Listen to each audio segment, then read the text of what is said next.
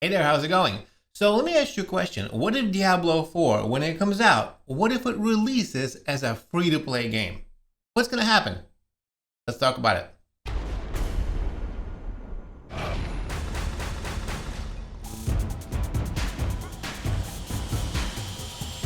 Good morning, good afternoon, and good evening, ladies and gentlemen. My name is Captain Nemo. Welcome to another Diablo video. Today, we're going to be talking about a hot subject. I feel like a subject that not a lot of people are mentioning.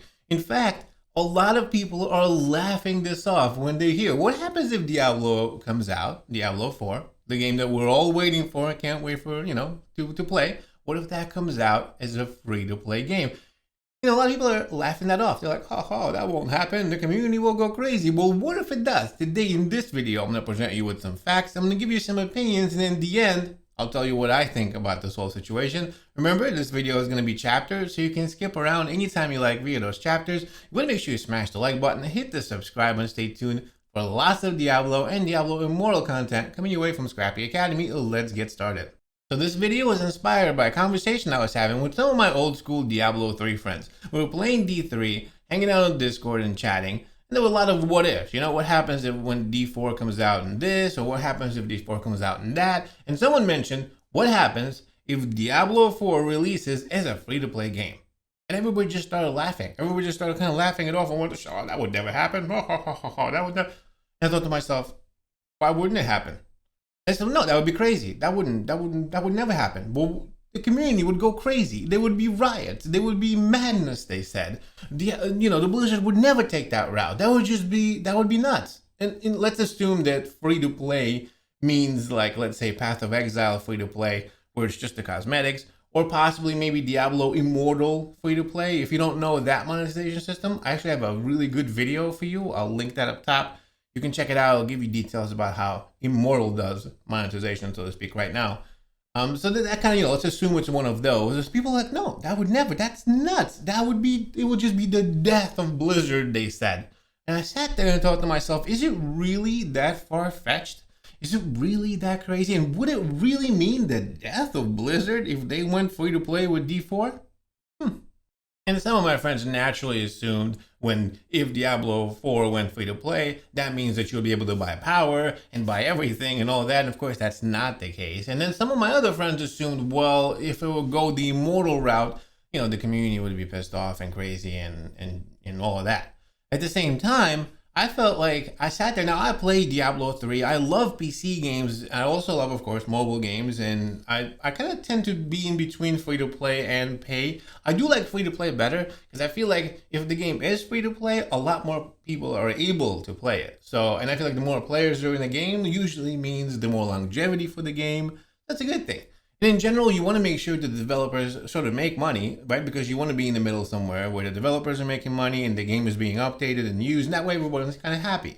So that wouldn't be a bad thing. So what would be the bad thing? Okay, so let's take a look at this situation from the other perspective. So maybe what about the money aspect? Okay, well, free to play for a developer actually means more money. And you would say, well, what do you mean? How is that possible? If they're giving away the game for free, most of the time, when they give away the game for free, they have some sort of a monetization system within the game itself.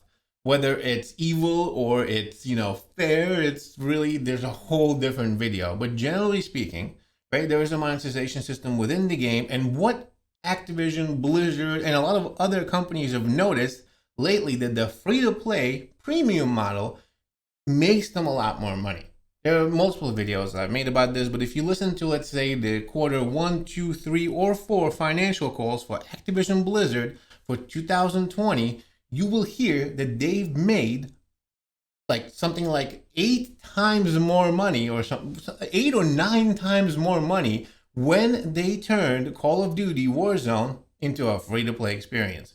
In fact, their free-to-play premium model have given them results to where, because the game is free to play, a lot more players play it. And because of that, a lot more players are engaged because their friends are playing the game. And the people that can't afford things usually spend more money when others are playing it as well. Generally speaking, at the end of the day, they made something like $500 million within the first, quarter of 2020 with Warzone when it went free to play. Their player engagement went up.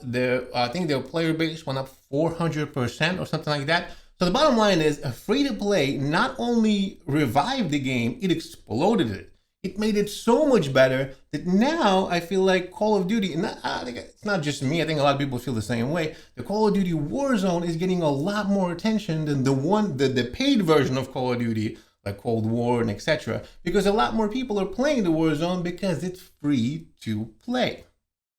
And if you need more information, just comment down below and I'll make sure I'll link you with the Q4, 3, 2, and 1 financial call transcripts, and you can actually listen to it yourself. I'll give you some data and etc. The bottom line is the free-to-play experience is making a lot more money for Activision Blizzard, and that is the model that they're modeling their entire gaming experience from now on.